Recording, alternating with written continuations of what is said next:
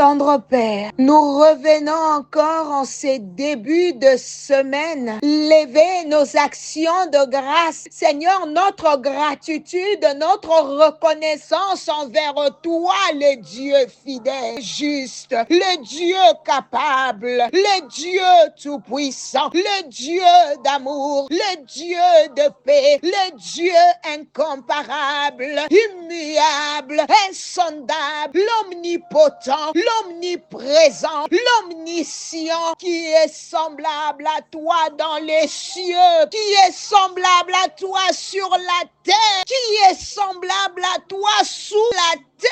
Alléluia. Quelle grâce de lui parler ce matin. Si tu respires encore en ces instants, c'est par sa miséricorde, par sa grâce, par sa bonté, par sa bienveillance, par sa fidélité, car l'homme n'est pas maître de son souffle pour le retenir. L'homme n'a aucun pouvoir sur les jours de sa mort. Si nous vivons, cela ne peut venir de personne d'autre que de l'Éternel des armées. Merci Seigneur pour le souffle de vie, la force, la santé, la vitalité, l'éternité. Nous revenons comme l'un des célèbres à haute voix de tout notre cœur te dire merci. Merci Seigneur pour notre propre vie, pour la vie de nos épouses, de nos époux, pour la vie de nos enfants, pour le ministère, pour nos parents. Merci pour tous nos bien-aimés, toutes les personnes qui nous sont chères, toutes les personnes qui sont une bénédiction pour nous de près ou de loin. Merci. Merci pour cette dernière semaine du mois de janvier. Merci de nous avoir protégés depuis le 1er janvier jusqu'en cette dernière semaine. Oh Seigneur,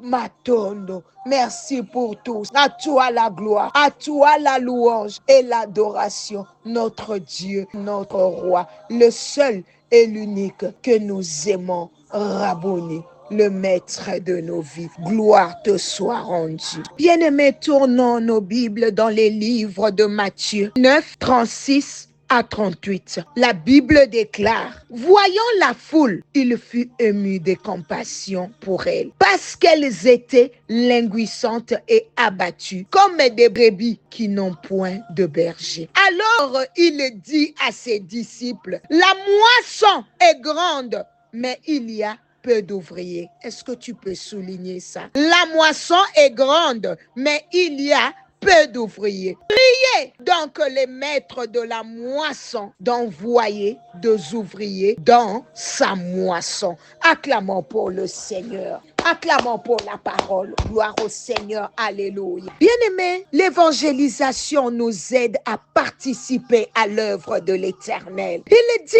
la moisson est grande, il y a peu d'ouvriers. Un ouvrier, c'est quelqu'un qui exerce un métier manuel. Il utilise, par exemple, la houe, la bêche pour arriver à un résultat quelconque. Dans les contextes bibliques, le terme ouvrier peut également se référer à quelqu'un qui travaille dans la mission de Dieu, tel qu'un prédicateur ou un évangéliste. Dans quelques contextes aussi, un ouvrier est quelqu'un qui met ses compétences et son énergie au service d'une cause ou d'un travail spécifique. Un ouvrier, ça peut être toi, ça peut être moi. Étant ouvrier, tu utilises ta force, pas ton intelligence ou tes niveaux scolaires. Étant un ouvrier de Dieu, tu utilises la force que Dieu t'a donnée pour son œuvre. Il dit à ses disciples, la moisson est grande, il y a peu d'ouvriers. Frères, sœurs, la moisson, c'est la foule, c'est le peuple de Dieu. Dieu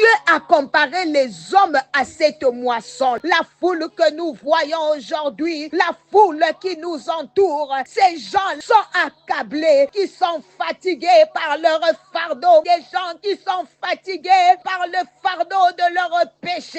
Ils se disent assez, c'est assez. Ils sont en train de se poser poser la question, comment est-ce que nous allons abandonner cette vie? Dans cette foule, il y a des gens malades qui crient au secours. D'où nous viendra la guérison? Les gens ne savent pas comment abandonner cette vie. Ils ont besoin de la parole de Dieu pour éclairer leur chemin. Bien-aimés dans le Seigneur, veux-tu être cet ouvrier, cette ouvrière-là qui veut participer à la moisson de Dieu? Il y a des cris amers dehors. Il y a un peuple qui crie autour de toi, mon bien-aimé. Il y a un peuple qui ne sait pas que Jésus existe et qu'il peut sauver, il peut délivrer, il peut guérir. Ou tu veux juste être un spectateur assis, ou tu veux être cette spectatrice, bras croisés, en train de regarder les âmes mourir. Bien-aimé, les âmes autour de toi meurent. Les âmes autour de toi ont besoin de Jésus. Les âmes autour de toi ne connaissent pas Jésus. Les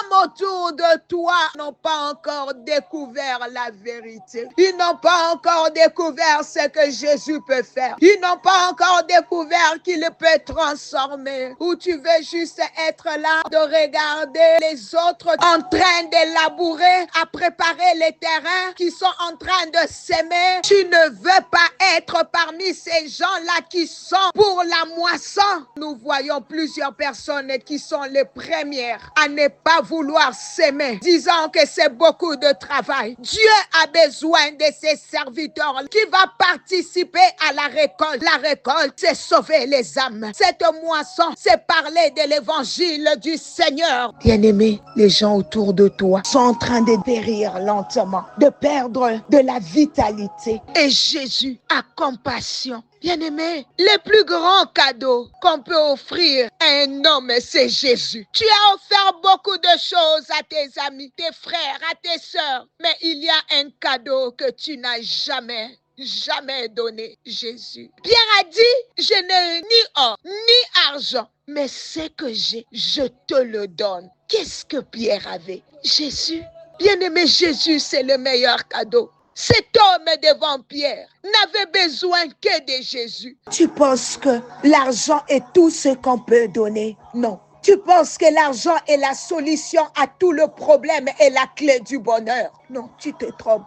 La réalité est que l'argent ne peut pas acheter la paix intérieure. L'argent ne peut pas acheter la véritable joie ou l'amour inconditionnel. Jésus est le meilleur cadeau que l'on puisse recevoir et offrir. Contrairement à l'argent qui est temporaire et limité, l'amour et la grâce de Jésus sont éternels et incommensurables. Jésus offre les pardons, la rédemption, une relation personnelle. Tu offres des chaussures aux gens, des vestes, de l'argent. Ce n'est pas ça le plus grand cadeau. Si tu aimes un homme, tu dois lui donner Jésus. Si tu aimes tes amis, tu dois leur donner Jésus. Si tu aimes tes enfants, tu dois leur donner Jésus. Si tu aimes tes parents, tu dois leur donner Jésus. Le plus grand signe d'amour, c'est donner à quelqu'un Jésus. Sache, frère, que c'est seulement à l'évangélisation que tu vas découvrir la puissance de Dieu qui est dans ta vie.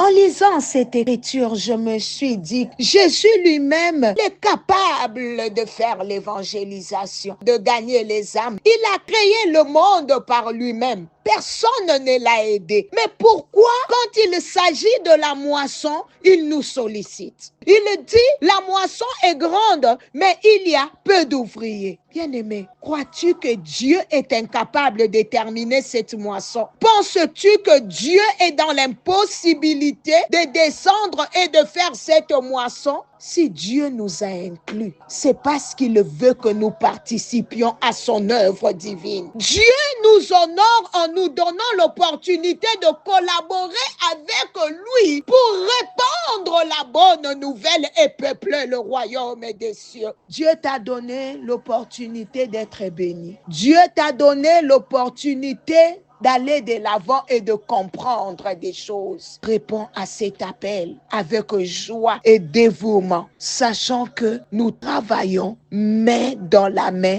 avec notre Créateur. C'est un travail en équipe. Fais-le bien, fais ta part, car lui-même travaille en toi. Tu ne le fais pas seul. Que Dieu te bénisse. Je prie et je déclare que cette semaine soit pour toi une semaine de multiplication. Dans Genèse 1, 28, il dit, Dieu les bénit et Dieu leur a dit, soyez féconds, multipliez, remplissez la terre et l'assujettis, dominez sur le poisson de la mer, sur les oiseaux du ciel et sur tout animal qui se meut sur la terre. Puisque tu es béni de la part de Dieu, puisque tu es productif, tout ce que tu produis est condamné à se multiplier et non à diminuer. Les bénédictions de Dieu dans tous les aspects de ta vie doivent se multiplier chaque jour de ta vie à partir de cette semaine jusqu'à la suite. Alléluia, que le Seigneur vous bénisse. C'était bien l'humble servante de l'Éternel, Maman Nathalie Lukula. Par la grâce de Dieu, on se retrouve demain. Bye bye.